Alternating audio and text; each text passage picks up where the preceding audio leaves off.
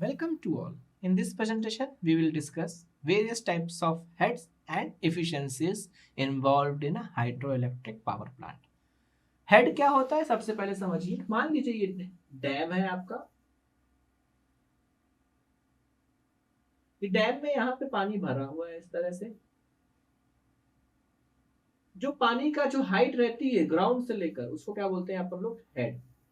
ये general simple term में बात करें तो ये जो हाइट रहेगी ये अपने उसको क्या बोलते थे? हेड। इतनी हाइट तक पानी, जितनी हाइट तक मतलब पानी भरा हुआ है उसको बोलते हैं head.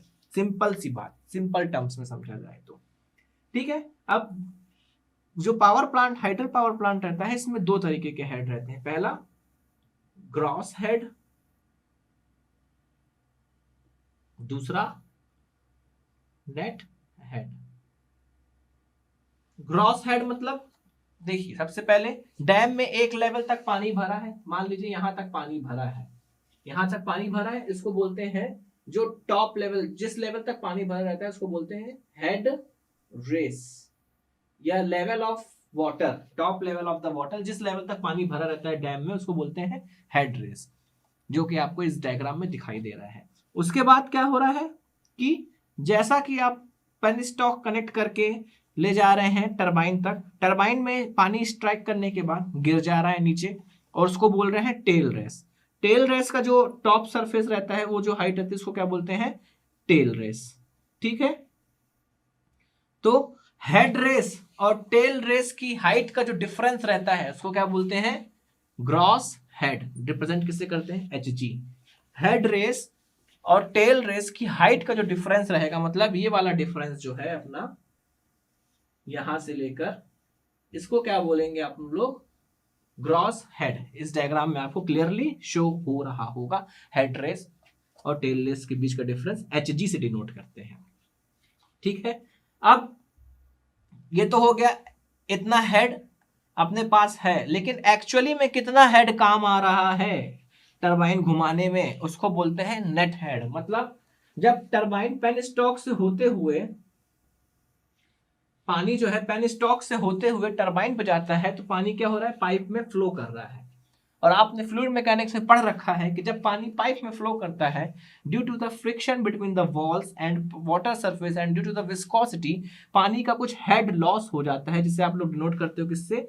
H F. H F is equal to 4FLV² upon 2GD। Darcy बिटवैक इक्वेशन आपने एफएम में पढ़ा है। पाइप में जब पानी फ्लो होता है तो स्टार्टिंग पॉइंट में जो उसकी एनर्जी रहती है, और अगर कुछ लेंथ चलने के बाद उसकी एनर्जी नापें तो पानी की एनर्जी कम हो जाती है। वो किस में लॉस हो जाती है? हेड लॉस में।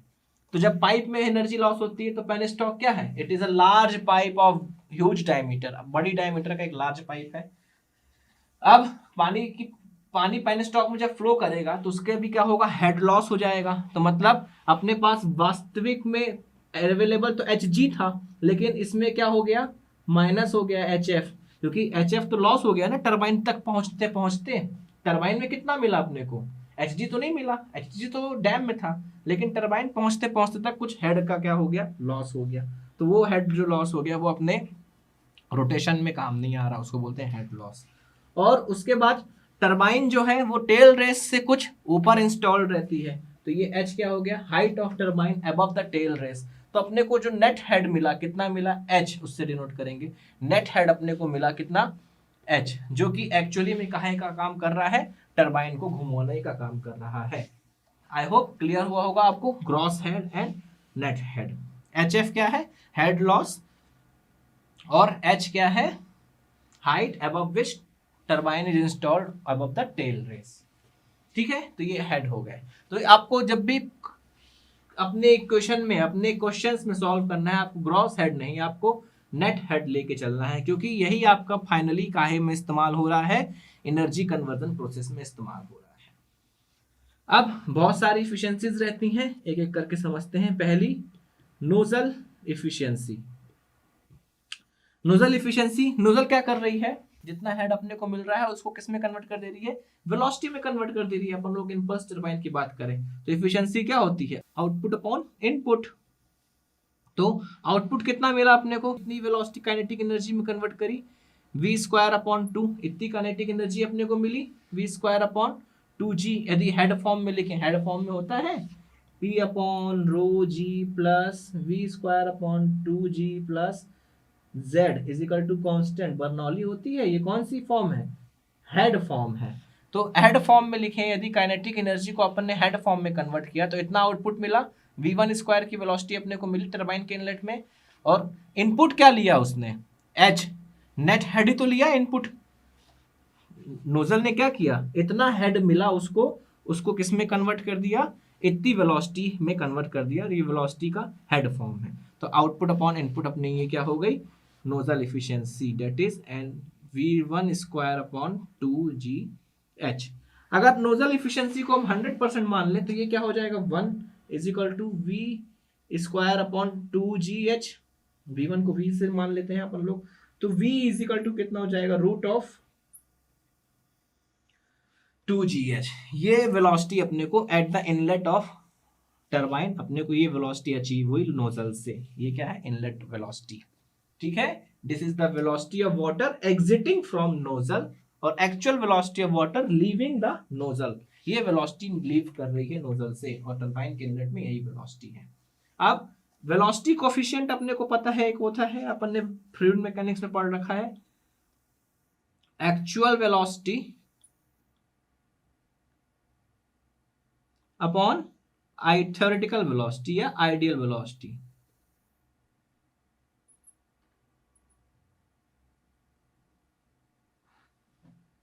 ठीक है, तो CV क्या है? Actual velocity V upon V actual, और थ्योरेटिकल वेलोसिटी कौन सी? ये थ्योरेटिकल वेलोसिटी तो अपने को यही मिली, ये आइडियल वेलोसिटी 100% एफिशिएंसी के साथ, तो थ्योरेटिकल वेलोसिटी वही होगी ना। तो एक्चुअल वेलोसिटी अपने पास क्या हो जाएगी? CV into root 2gh। ये वेलोसिटी अपने को एक्चुअली कहाँ पे मिली? At the inlet of turbine या at the exit of nozzle. इसी वेलोसिटी को फिर हम लोग किस में कन्वर्ट कर रहे हैं? रोटेशनल एनर्जी में, वो भी टरबाइन के इलेक्ट्रिकल एनर्जी में कन्वर्ट हो रही है। ठीक है, उसके बाद एक होती है हाइड्रोलिक एफिशिएंसी, NH। क्या होती है? अब क्या हो रहा है? वेलोसिटी जो मिली, अपन ने उसको क्या करा? रनर को घुमाने के लिए इस्तेमाल कर दिया, मतलब रनर की पावर हुई।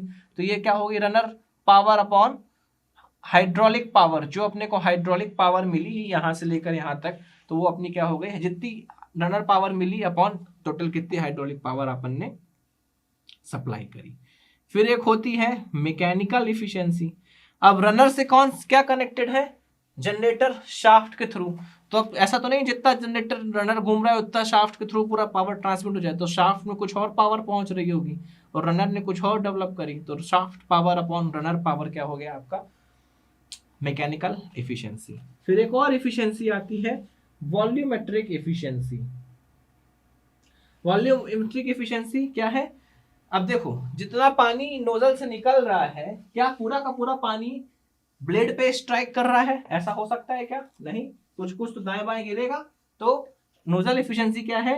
कि it is the ratio of quantity of water actually striking the runner to the quantity of water supplied to the turbine. कितना पानी हमने सप्लाई किया और कितना स्ट्राइक कर रहा है, मतलब कितना स्ट्राइक कर रहा है अपॉन कितना सप्लाई किया, इसका रेशियो क्या हो जाएगा?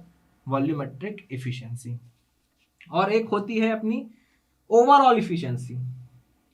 ओवरऑल एफिशिएंसी अपने को अल्टीमेटली कौन सी पावर मिल रही है? शाफ्ट पावर, जो कि जनरेटर में मिल रही है, और इनिशियली अपन ने कौन सी सप्लाई करी थी? Hydraulic power. तो ओवरऑल एफिशिएंसी क्या होती है? Shaft power upon hydraulic power. और अपन लोग क्या लिख सकते हैं? ओवरऑल एफिशिएंसी को सारी एफिशिएंसी से मल्टीप्लाई कर दो, hydraulic efficiency, mechanical efficiency into volumetric efficiency. ये आपकी ओवरऑल एफिशिएंसी का एक और एक्सप्रेशन आ जाता है।